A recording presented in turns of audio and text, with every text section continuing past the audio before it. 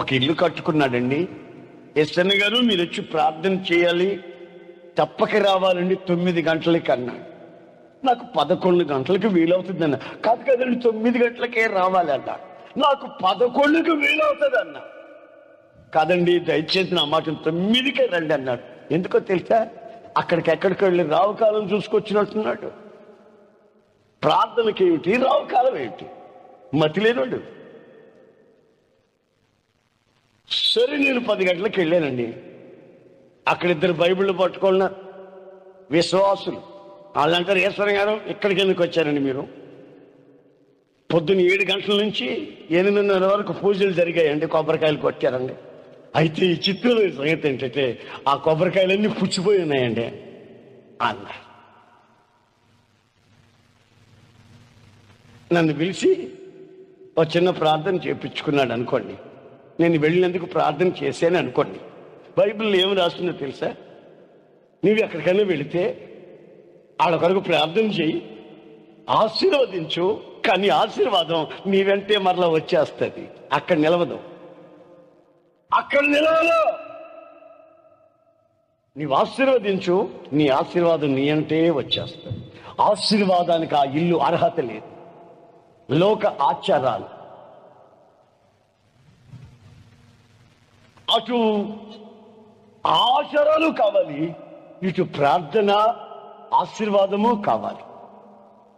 కనుక నా ప్రియమైన సహోదరులారా, అందుకని మీ కుటుంబంలో మార్పు లేదు, మీ వ్యాపారంలో మార్పు లేదు, మీ బంధువుల మధ్యలో మీకు ఒక విలువ లేదు. నీ పరిస్థితులు కూడా దినదినం నీచానికి అపవిత్రమైన అలవాట్ల మధ్యలో దిగజారిపోతూ వస్తున్నాం. తర్వాత నేను విన్నది ఏమిటంటే, ఆ ఇంట్లో వాళ్ళు వచ్చి చేరారు. ఆ రాత్రి మధ్యరాత్రి సరిగ్గా మధ్యరాత్రి 1 గంటప్పుడు గల్లు గల్లు కల్లు కల్లు అని శబ్దం.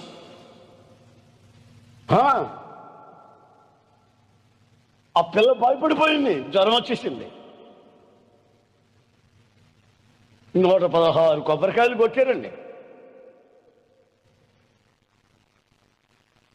తర్వాత సిద్ధాంతి దగ్గరికి వెళ్ళారు. సిద్ధాంతి నీ పేరు చెప్పు, నీ పిల్ల పేరు చెప్పు, నీ భార్య పేరు చెప్పు, అన్ని పేర్లను చెప్పించుకున్నాడు. తర్వాత ఏం చెప్పాడు తెలుసా? 3 సంవత్సరాలు నీకు ఆ ఇల్లు వచ్చిరాదు, చుట్టూ ముళ్ళ కంపగొట్టు, అద్దెంటికి పో. ఎందుకో తెలుసా?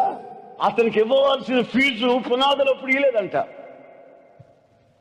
పునాది చేసేటప్పుడు కూడా అతని దగ్గరికి పోతే బాగానే చేసేందుకు కానీ ఫీజు 116 ఇవ్వాలా ఇవ్వలేదంట.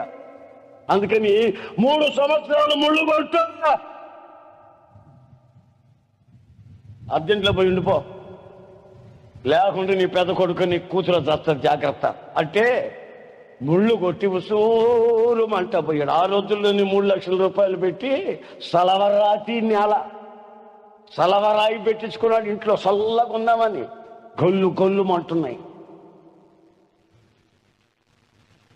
పేరు బైబుల్లో పేరండి. చేసే చేష్టలన్నీ కూడా, క్రియలన్నీ కూడా అపవిత్రమైన క్రియలు,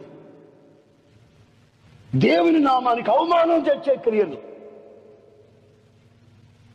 కనుక నా ప్రియమైన సహోదరులారా, 2 చేతులు జోడించి లోక మాలిన్యం మీకు అందనివ్వకుండా